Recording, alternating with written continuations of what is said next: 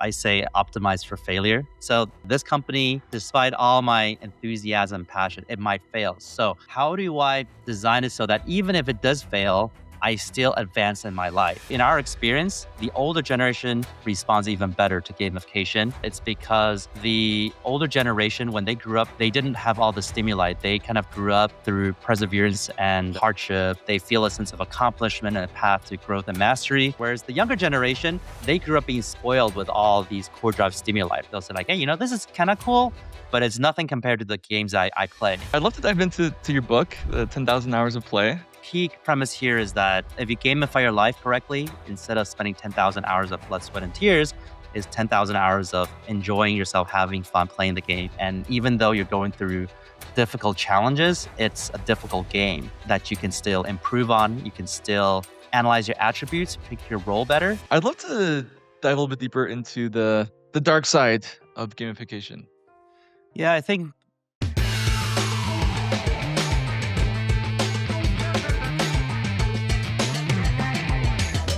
Yukai, welcome to Founders Empanadas. Thank you so much for coming on today. I'm glad to be here. Awesome. So you grew up in South Africa, Taiwan, Kansas, California, moving all around because of your father's career as a diplomat. And then you said when you returned to Taiwan, you were pretty far behind your peers academically when you were 8 years old. But video games were really the one place where the rules were clear, progress was visible, and the efforts paid off. So I'm really curious to kind of hear more about how early gaming was the catalyst for your current career, and just was your current company born out of kind of the inner child trying to figure out why one system crushed his spirits while the other made him feel more unstoppable? Yeah, so from 2 to 8 years old, I was in South Africa. Actually, during this time, my father had a picture shaking hands with Nelson Mandela 2 months before his Nobel Peace Prize. It was cool. And then 8 years old, third grade, I moved back to Taiwan. And what some people might not know, I think a lot of people know, is the Asian school system is very different from the Western world, where I think in second, third grade, kids are just like playing, having fun. But in the at least in Taiwan education system, kids are studying hard, trying to do well on tests. I mean, I have 3 kids right now. My twin daughters are second grade, and my wife says she has a hard time following because she's so stressed about our kids not doing well on final exams and at second grade. That's pretty intense, right? And so I moved to Taiwan, and again, I didn't write that much Chinese, so there's when you write something wrong on tests, you have to write a whole column of the same word. And most people have 2 or 3 columns. I have like 3 or 4 pages of this. So I regularly, back in the day, I was doing this punishment assignment until like 2 a.m. in the morning, just crying and doing this. My mom was with me. And just like you said, during this time, even though school was very difficult and frustrating, and I was like culturally different and weird, right? So kids kind of picked on me and all that stuff. I did play video games, and I wouldn't say I was like mastering the video games. I was like any other kid playing a game, whereas like I still get beat up, whatnot. But it felt way more enjoyable and fun, and I improved faster, right? And it's like, oh, after dying 10 times in the game, I figured out how to play the game, and I advance at least. Where in the school system, you could take months and months, half a year, 1 year, and you're still not really catching up.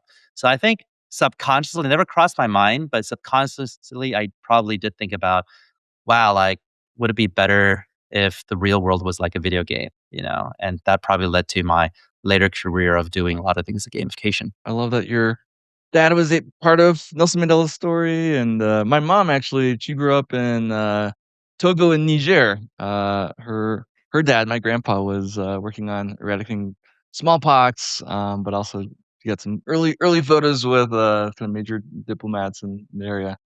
Um, well, very cool. So I know that you started studying gamification like back in 2003, which was years before anyone was really using that word. So at that time, applying game mechanics to business or education wasn't widely used. And I'm just curious, what really gave you that conviction to spend years on something that no one else was really talking about? And maybe was there a moment early on where you saw the principles work in real life and in the real world setting, and you thought like, I'm really onto something? I think it was mostly intrinsically, I enjoyed it a lot. I loved it. So it didn't really matter if the rest of the world valued it or saw it was useful. So in 2003, I gamified my own life. which then I already saw, I started thriving at everything I was doing at that time. And that became my second book, right? 10,000 hours of play with the 6 steps. So I did that in 2004. I started my first company. 2005, it was became a gamified technology company. But at that time, it was still not called gamification.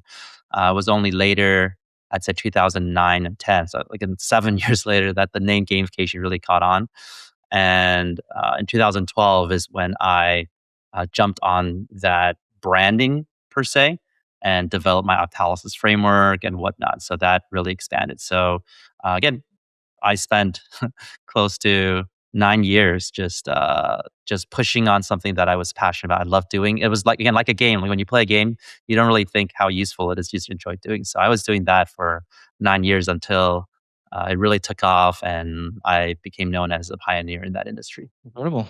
And I'd love to just take a step back for a second. So your entrepreneurial journey really started right out of UCLA when you founded Virology, and then you pivoted to Reward Me.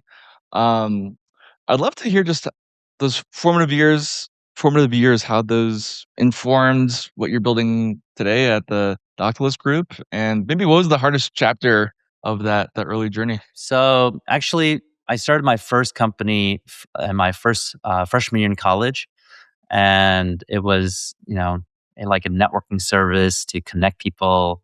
The idea is get people to do like a Mission Impossible with all the right talents on on the team, whatnot, and then it became something basically using gamification to help companies recruit talent better and help people build their careers. So and the bigger vision was building a virtual world to do any kind of professional activity like networking, career development, all that stuff. So that was already the core 2006 about gamifying career. Then it goes to what you talked about, virology, which we made the first social media ranking in the world. So it's like a leaderboard of how influential everyone is on Twitter, on their blogs and whatnot. And it's funny because our monetization model was to get brands and advertisers to say, "Hey, look, these are the top 100 uh, influencers in fashion. Like, would you want to reach them and have sponsorship opportunities?"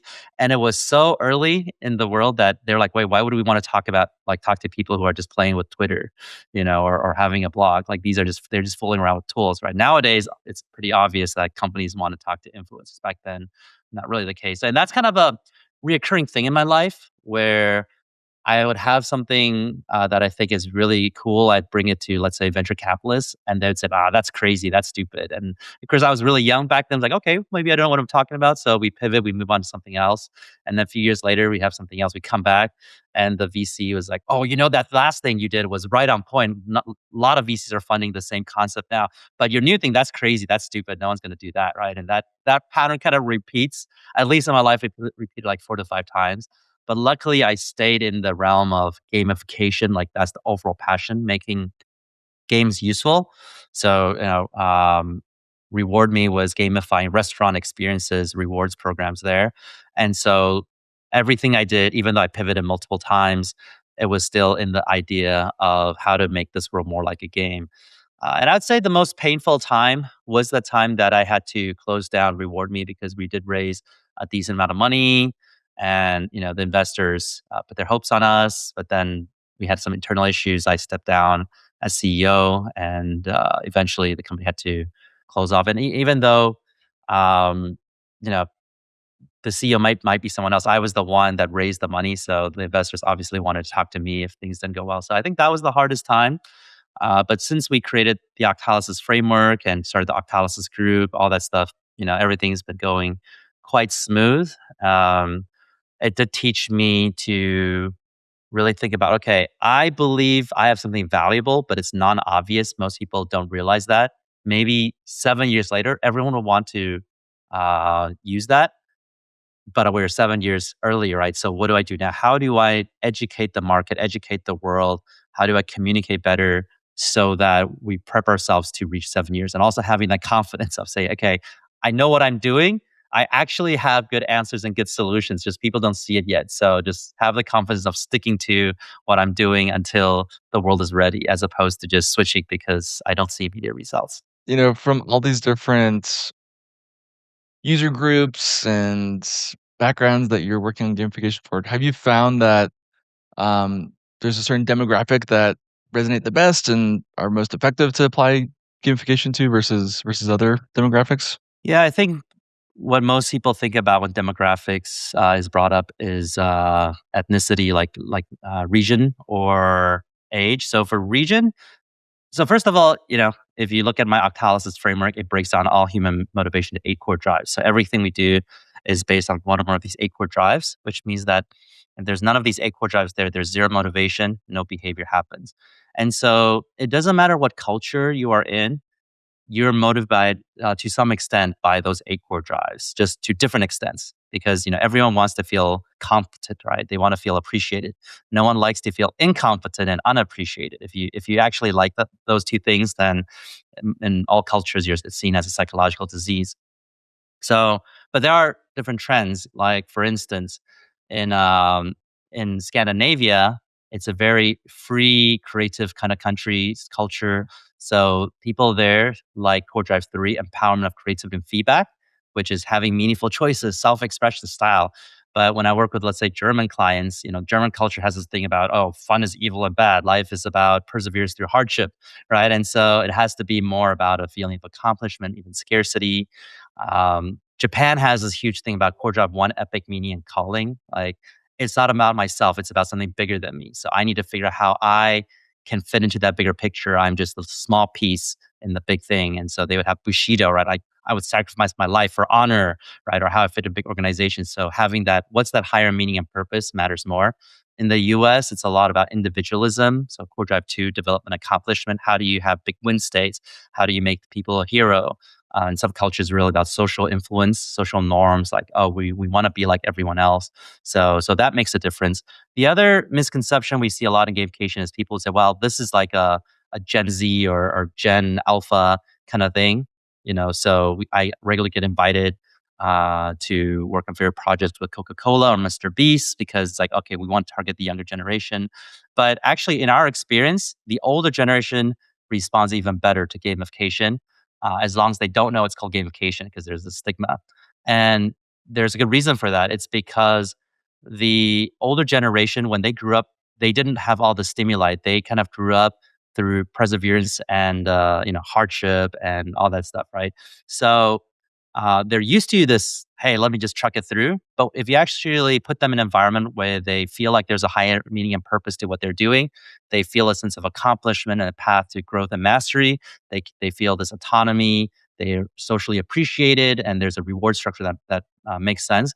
They're like, wow, this is amazing. I want to be here all the time, right? Whereas the younger generation, they grew up being spoiled with all these core drive stimuli. Go to a chess tournament and you get a medal for 80th place. Every game you're saving the world. So when they go into an environment that's gamified, they'll say like, hey, this is kind of cool, but it's nothing compared to the games I play. So you actually need better gamification design to motivate the younger audience. And for the older audience, like we have clients with Walgreens, and our goal was to motivate people who are over 65 who don't even use smartphones to go to their local Walgreens center to do health checks, right? So those actually work even better for that type of audience. Interesting, yeah. When the older audiences used to Tetris as their form of gamification, you can get a lot more complex easily. Curious, you kind of going back to the demographics breakdown and how different cultures have different sets of values. Have you seen brands intentionally take different kind of design approaches to their gamification depending on the market they're looking to enter? So I'm curious, like for Japanese-based markets, is it gamifications to you're contributing towards like a whole community's goal versus American being more individualized? Or yeah, what does that look like in like some real life examples? Only if they are sophisticated about it. I think most companies, they don't understand these nuances and they just think gamification is giving people rewards and points and badges. So the mass majority of companies and brands out there, they don't really differentiate much with how they do things. They just do the simplest slapping things on kind of thing. But because when we talk about gamification design, we really focus on the whole user journey, like how people feel like they're part of something that's engaging. So we don't limit how we think about it as just add game mechanics. It's like how you sign up. Why? How did you learn about the brand? So when you look at, for instance, how companies do marketing, you can see a lot of these 8 core drives playing out. And I actually did a lecture once on how all the insurance companies they stick with one of those 8 core drives as their way to motivate people to become their customers. Like Geico is always about the money you can save by switching to Geico, right? And that's core drive for ownership possession. It's all about how much money you can save, and they even personified it with a little stack of money with 2 eyes on it. It's like, oh, what's that? Oh, that's the money you can save by switching to Geico, right? But when you switch to like Allstate, or it's more core drive 8 loss and avoidance. They have the mayhem raccoon that destroys all your property. He he he. Hopefully you didn't have any insurance. But then State Farm would be core drive 5, social influence. Like a good neighbor, State Farm is there. We're always reliable. We're always there. We make you feel good. And so there's some progressive and whatnot that's more about core drive 3, empowerment, creating feedback. You have meaningful choices. You get to choose what you want to insure, how you want to be insured, a la carte and all that stuff. So, all these different insurance companies, they pick a different core drive strategy to engage people in their branding and marketing. And what they don't do very well is continue that experience. So it should be once you sign up, it continues that core drive. You still feel confident, you still feel taken care of, you still feel all those things because that's the core drive it's just like a game. You sign up into a game, you start playing in stage 1. You're like, wow, this is amazing. This is the type of game I like to play, real time strategy game. And then stage 2 suddenly becomes a first person shooter, and then you're like, wait, I don't want to play a game like this, right? So it's good to be consistent with all of that. You touched on it before that you've worked with Mr. Beast and also a bunch of massive corporations like Lego and Google, and I'm curious, what's maybe the most common blind spots that even these very sophisticated companies have when it comes to engagement and motivation, and maybe what's their first early kind of aha moment when they're working with you?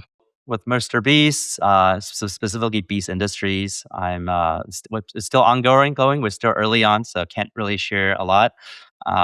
Besides the fact that it's going to be really cool, very ambitious, but yeah. So with a lot of companies I work with, I think the to be honest, the biggest problem is just bureaucracy, like internally, in terms of like they're the silos, right? And what we see is sometimes we get brought in and we would do a pilot project and it does really well. We increase business metrics by 300%, 800%, sometimes like even over 1,000%, and it's like great, amazing, and sometimes we get the permission to publish it as a case study, which you'll see on our website. We have quite a few of those. But then the organization is like, wow, this is so great. The whole organization should use it, right? And it should scale to everywhere. And that's when it starts to step on people's toes. Like another department, their director doesn't like it. This VP comes in, or people leave, and the company and they join, and it kind of just goes into limbo. Or it was a horse and suddenly became a camel, and then a donkey, and then just like a frog. So I think that's the big issue where um, you know good concepts get stuck because there's so many minds trying to tinker with it. Sometimes, unfortunately, it's just with the direct group. Like there's one or a few people's egos that feel like, hey, look, even though we brought you in as top experts, we don't want you to use your brains. We don't want you to do amazing work. I want you to just reaffirm what I think, what I want, and this is how it is, and just you know say why it's good, and you know basically make small modifications of my own idea. So yeah, so I think that's usually the blind spot companies have when we work with them. And then no, um, yeah, and maybe obviously, the bigger the company is, the more established, the more prestigious it sounds, the more you hit that problem. And it also happens a lot when a big company buys a cool startup, right? Or whatever, like $200 million, $500 million. And those entrepreneurs like, yeah, now we get to scale our innovation and our influence and our impact. These dinosaurs, they don't know what they're doing. So they value us so much. They spend, $500 million to get us in. Now we're in the organization. We're going to here to really change things and like make our value expand internationally. And then what they realize, like, no, just stay in your lane. Be in your small department, be in your small unit. Don't do anything else. Don't do anything that you're not even asked for, right? Like, why are you saying this problem? Just do this one job. And the entrepreneurs, they get fed up and they leave, as you know, once they're once they're their schedule of getting their compensation is done, they leave because they they're not allowed to really do good things there. Yeah, makes sense. But you'd also think that with the early demos showing, 1,000% increase to whatever KPI that would be able to spread more easily throughout an org. No, no, because sometimes when one thing looks too good, it makes someone else's project look bad, and so they want to make it look bad or kill it. So that happens a lot. Unfortunately, yeah, the politics of people protecting their jobs over actually driving progress. Well, I'd love to dive into your book, 10,000 Hours of Play, where you take kind of Malcolm Gladwell's famous 10,000 hours of practice concept and reframing it. Now, I fall into this trap, and a lot of the founders listening in fall into this of us, maybe thinking that suffering is the price of success, and really kind of the intentional, deliberate practice that's painful is it's what's needed. So, I'd love for you to kind of make the case for maybe more skeptical founders about just how to reframe work as play effectively. Yeah, so 10,000 hours of play is basically taking, like you said, the premise of Malcolm Gladwell's 10,000 hour principle. He didn't create that. He actually quotes someone in the book who created that. But about 10,000 hours gets you to mastery. And people argue whether it's 10,000 or not. I think that's not important. It's just a lot of time spent on something, right? But the key premise here is that if you gamify your life correctly, instead of spending 10,000 hours of blood, sweat, and tears, is 10,000 hours of enjoying yourself, having fun, playing the game, and at the end of it you're automatically successful and you're kicking ass, you're doing great. And then the book breaks down again those 6 steps to turn your life into a game, like finding your game, knowing your attributes, selecting your role, enhancing your skills, finding allies, and also taking on quests. So quick summarization of that. And I'd say for people who do believe that, hey, you have to be able to go through a bunch of pain. First of all, I think that's absolutely correct in the sense that you need to be willing to go through pain, right? I think to be really really successful. But just like in games you play as a hardcore gamer, you're willing to grind stages, right? Play the same stage over and over, kill the same monsters again and again for hours and hours upon days, just to level up. So the activity itself may still be monotonous or painful, but you see how this connects to the bigger picture of the game you're playing, how you'll get this most powerful sword, how you learn the skill, how you will get some kind of shortcut to beat the boss, right? And beat your game objective. There are some players who play competitively, they practice all day long, right? On little drills. So I'd say the willingness to work hard, to take pain, and that even in my book is a real life game skill. Like there's like iron skin, which is like, be able to take pain. There's mind soothe, which is a druid skill, like calming people down. There's like charge, which is approaching strangers, talking to them, execute, closing deals. There's all these different real life game skills. We talked about thunderclap, which is making a powerful speech.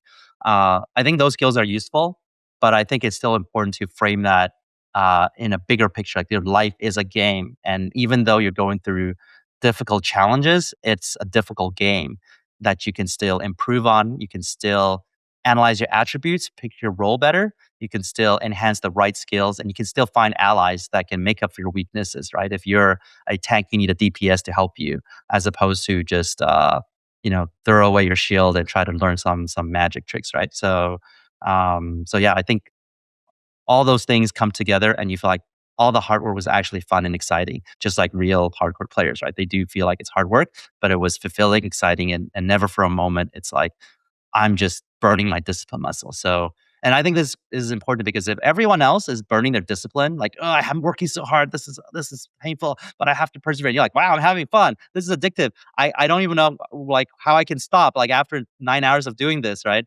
Then just automatically you will beat them because you can go on forever and you're building energy through that and they are draining their energy. So I think it's a very important, strong things that people start treating their lives as a game.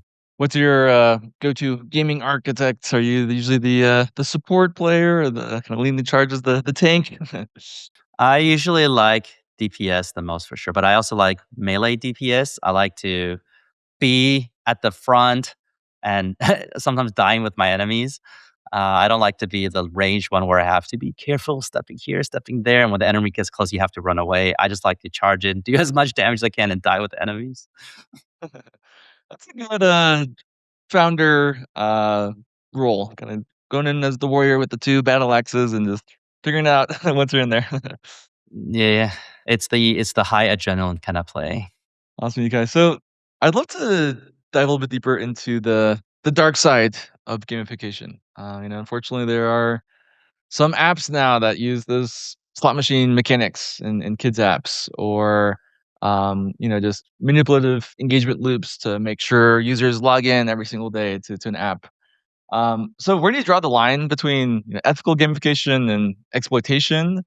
And especially as the person who literally wrote the framework, I'd love to just hear your thoughts on around how it gets used and where that line is drawn for brands. Yeah. So, like I said earlier, the Octalysis Framework breaks down all motivation 8 core drives, right? It's put on an octagon shape. So, what I haven't described yet is it's on an octagon shape for a reason.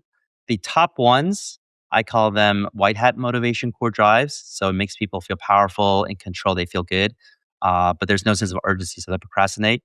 The bottom ones are what we call black hat motivation core drives. It makes people feel urgent, obsessed, even addicted. But in the long run, if that's the only motivator, it can leave a bad taste in the mouth, and they because they don't feel like they're in control of their own behavior. So it's kind of like gambling addiction, and if they could quit, they want to quit. Then on the left side, I call them left brain core drives because it's easy to remember as a design tool. Doesn't mean it's geographically on the left versus right, but it symbolically represents left brain, logical brain, right brain, emotional brain. But the actionable thing is the left brain core drives deal with extrinsic motivation, things you do for reward purpose or a goal, but you don't necessarily enjoy the activity itself. So once you obtain the reward, you hit your goals or you get used to the reward, it becomes stale. You stop doing the activity, right? So it's just basically doing boring stuff, but if you finish all the boring stuff, you get a reward, right? Kind of boring. Um, the right brain core drives are intrinsic motivation. So these are things that we enjoyed so much that we would even pay money to experience it. And even if we lost all our progress the next day, we would still do the activities today because that's how we measure the quality of our lives. Okay. So that's the nature of the motivation. What you describe is a lot of black hat motivation core drives, getting people to do things obsessively. And the reason why they do it obsessively is because it's tied to our crocodile brain slash survival instincts, like avoiding danger, going after scarce resources, or pursuing and exploring new land, unexplored places. And that's why we feel like we can't control ourselves because we feel like we're hardwired to take these actions, right? To respond to our environment this way. And lots of apps these days, a lot of products, they use Black Hat. Again, our survival instincts to get us to buy things because of FOMO or the opportunity is going to be gone soon, or hey, you don't know what's going to happen next. There's more cliffhangers and all that stuff. So people get stuck on that. However, the black hat motivation is something people voluntarily want to be into to get themselves to do things they couldn't get themselves to do. So you could use black hat to get yourself to eat more healthily, go to the gym more, spend time with your family, right? So that's the nature of the core drives. Like, do you feel in control, out of control? Then there is the intent, and that could be good or evil, right? You can use white hat motivation, epic meaning and calling to terrible things in the world. Like, oh, I'm actually saving the world when I do these evil things, right? You can motivate people like that, and you can use black hat to motivate people to do good things. So again, there's that the nature of the motivation, and then there's the intent of the motivation, and they're very separate. A lot of people who even study my work get it confused. Now, when it comes to the actual topic of ethics and whatnot, first of all, I'm not a expert on ethics or anything, so I have my own standards, my own opinion. I share that, but basically, I hold 2 rules in my own designs. Number 1 is opt-in. Number 2 is transparency.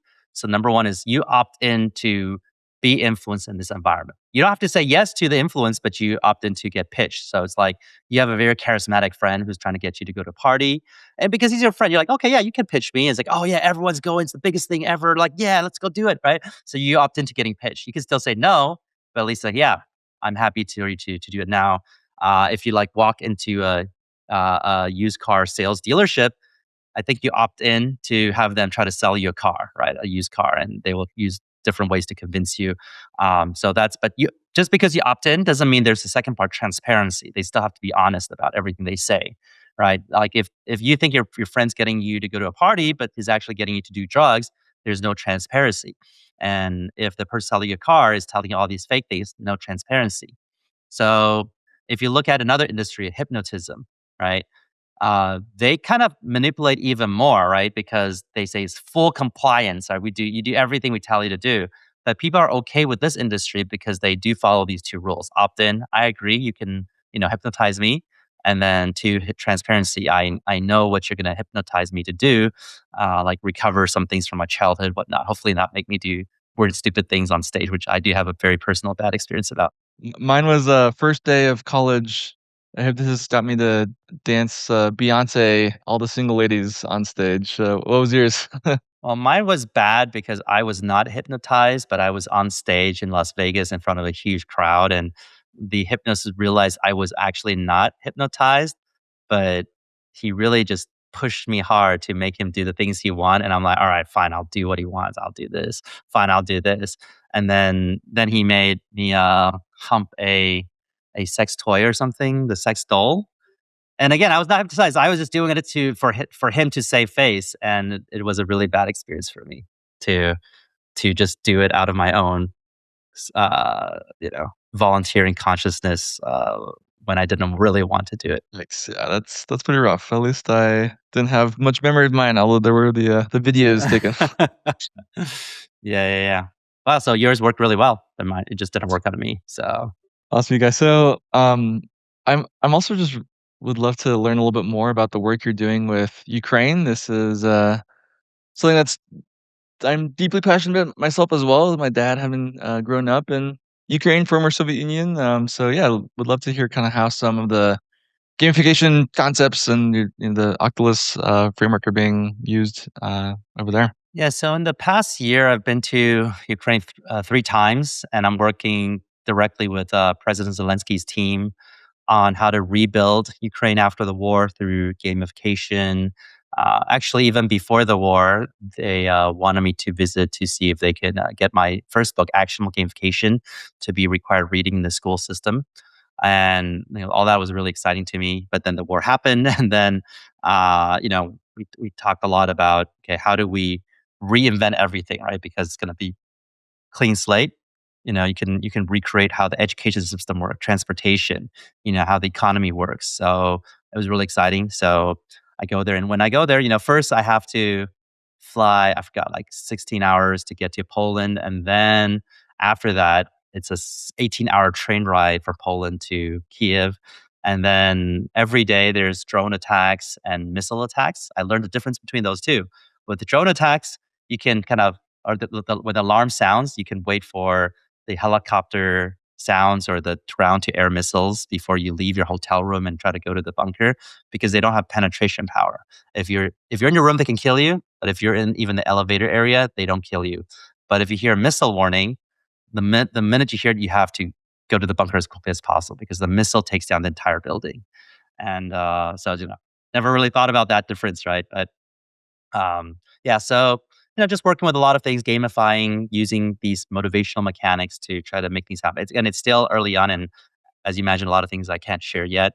But one thing a lot of people ask me a lot lately is because they recently introduced how they have this gamifying drone warfare system where their drone teams, when they go and they kill, they destroy Russian tanks, they destroy vehicles, and they eliminate Russian targets. They get different points, right? And they have a point system for all of these targets. They have to record it to confirm and get the points. So that helps with data. And with their points, they can use to upgrade their gear, better gear with their drones and whatnot. So it's almost like those racing games where you with the race, you upgrade your car, and that you keep doing it. So that was published. People come ask me, "Hey, did you design that one?" All that. So a lot of people assumed I did, but no. When I visit, they already had it designed. They did show it to me beforehand, and I gave them some few advice and tips, but ultimately it was not my design and what I pushed out. So, but it's really cool. Like, goes back to that 10,000 hours of play, right? It's because the fact that I played video games, and that led me to go into a war zone and helping, the president of the country rebuild a nation. I think that's just such a fun, cool journey. That game I'm playing right now with my life is really cool and fun. And I'm turning 40 this year. I feel like my life is just beginning. It's just taking off, and I want to go to more countries, help more head of states, and gamify more systems, and just really playing the game into the end game, right? So yeah, I think this is why I really encourage people to check out 10,000 hours of play, because when you do this well and you know what your true role is in your life, you know your attributes, you know the skills, you know your allies, and you do your quests, it's like nothing's impossible. Everything it feels like, hey, that's just part of the game, and it's very normal. When other people might say, wow, that's insane. So I think going from A to B, if you see it as a game, it definitely becomes more straightforward. Let's fast forward a little bit. Where do you foresee maybe in 10 years, um, people's lives getting even more gamified than they currently are? And how do you see the companies being able to use people's motivations more effectively in the future, especially with, AI? I'm curious. Yeah. So I think there's going to be a lot more sophistication with gamified experiences. And the reason why I teach the whole framework, all the 8 core drives, right? Is people have to know what are the consequences. There are some companies that, yeah, we want a black hat because we just want short-term sales. We just want these numbers, right? But then at least, even if I don't appeal to morality, right? Even if I feel self-interest, like, well, look, you have these numbers that all users will burn out and they don't want to touch your company again. Just like a lot of these Farmville mechanics. So you might not want to do it. So I think before, when companies are doing like we're doing data-driven design, if it works, if the data shows that it works, they just do more and more and more of that, which usually means it's more and more black hat, right? Because black hat creates urgency and it shows immediate results. So the data can track that very easily. I think in the future, hopefully more and more companies, and I've seen that in the past 7 years since my book came out, Actionable Gamification, the first book, that designs have been more sophisticated. It's more about empowering, giving people a long run goal and growth curve and social appreciation. So I think in the next 10 years, that's just going to improve. And I think people recognize the value of gamification more and more. Like, oh, now everything that's functionally useful will be at your fingertips. So people will go to what's the most enjoyable. What they like, employees will go to workplaces that they feel like they're having fun. They're playing a game as opposed to just being power tripped and grinding for like a no real purpose and no growth path, right? So they'll go. So good talent will all go to places that are gamified. Customers, they could be like, well, I can spend money, do a transaction, buy something, or I can be on this gamified journey with this brand, and it like being a customer of your company changed my life and everything I do and my lifestyle, everything, and it's fun, and I make new friends. I think that's going to be amazing and imminent. So in terms of AI, like right now, make no mistake, AI is studying my Octalysis framework all day long. Like you can literally just go on any engine and ask, like, you know, uh, and I think what impresses people these days if when you type like, who's the top gamification expert in the world, all the AI that I've checked and my friends have checked say it's me. But they also study the Octalysis framework, so you can say, hey, how would I use the Octalysis framework to solve this problem, right? And it'll give you like a B to B plus answer, and you have to say, no, no, no. And especially like you could say like, oh, if I was Yukai Chao and 10 times smarter, how would I use Octalysis to solve this, right? And they'll say, oh, if I was Yukai Chao and 10 times smarter, I would do this, right? And it's like, no, no, no, Yukai Chao would never do this because, it doesn't have this. It does this. This makes sense. All right, Yukai Chao would never do that. Okay, now here's something better, right? And after 3 or 4 rounds, it will actually give you a good answer. So as of today, um, AI is meant to be a powerful tool and it should be matched with good skill, right? It needs a few rounds of you knowing what's wrong with it and guide it to give the best answer. Right now, I think people are just being lazy, like, oh, write a great article. Oh, figure this out. And it's really not that great. You have to be like, write a good article that follows these certain principles, right? And does this. And when it writes something, no, no, no, this is not good enough. It should be that. So right now, it's still experts with the best tool gives you the best output. Now, as you're training the tools, it might get smarter and smarter, it might figure out everything on the spot. And what's cool is in that sense, like even for me, like human beings are when we design, we have to design with broad strokes, right? Because we can't individualize everyone's experience. We have to be like, okay, there's 4 player types, and how do we gamify, achievers versus socializers, whatnot. But the AI could literally create platforms where every person has their own journey. Oh, do you prefer unpredictable rewards? Like a loot system, or do you prefer to have stable growth? So every 10 months you kill have this reward. It knows exactly what is the epic meaning and calling trigger that makes you want to even give up your life for a certain purpose or cause. It knows how do you feel appreciated. So potentially everyone going through a platform will have a different experience that connects to their deeper core drive the most, and still somehow balance the economy so no one is going too fast, no one's going too slow, whatnot. So I think that's a potential that AI could create, but I think we're still quite far. But you said 10 years, so at that point, I think anything is on the table. Well, everyone will have their own UK GPT that they can run decisions through. Very cool. Awesome, guy. And this is a question I like to ask every founder that comes on the podcast. But what's one strongly held belief that you have that you think 90% of other founders would disagree with? I know. I actually know this one's kind of funny. I I give my community advice that I think no one else gives. I say optimize for failure. You can find all this literature out there about how to become successful, how to grow, how do you scale, but everyone knows too, the majority of the startups will fail, right?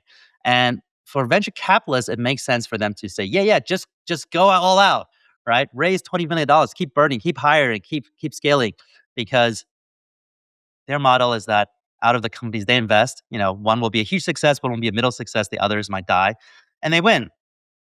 But we have only our own lives, right? And so we're not able to be in part of the statistical thing where it's just like everything's about how do I explode and become 20x and 500 million. So when a startup starts a company, they have to think, okay, the chances are this company, despite all my enthusiasm and passion, it might fail. So how do I design it so that even if it does fail, I still advance in my life? So, maybe I grew in reputation. So even if my company fails, people still respect me. So my next company will be easier.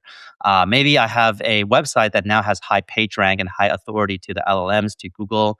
So if I reposition that website to do something else, I can immediately get it. Maybe have an email list. And so I believe that if you optimize for failure, obviously you're still pushing for success. Even if you do fail again and again and again, your life advances. You have accumulated so many things that everything becomes easier and your chance of your next success is bigger. Now, again, this is it's obvious some people are like, no, no, no. If you opted for failure, then you just set up yourself for failure. And I I think it's good that everyone believes there will be that 1% of creating that unicorn, even less than 1%.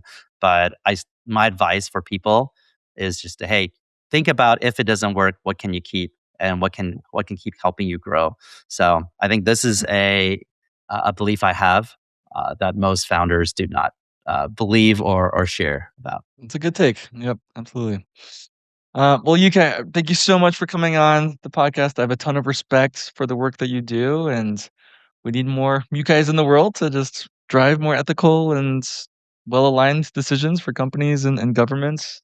And yeah, curious, for people listening in, where can they find out more about the Octalysis group and hear more about Octalysis Prime? And yeah, where can they find you online? Yeah, I think the easiest way is my blog, yukaichao.com. If you Google gamification framework, gamification expert, I think it should be number one or number two.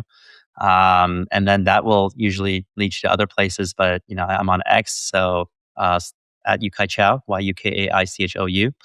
Octalysisgroup.com is its own website.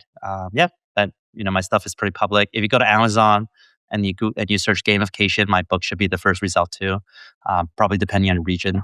So yeah, I'm again pretty easy to find. Just ask AI any question about me, and they'll find me pretty quickly. Awesome. Well, thank you so much for coming on and cheers. Thank you. Cheers.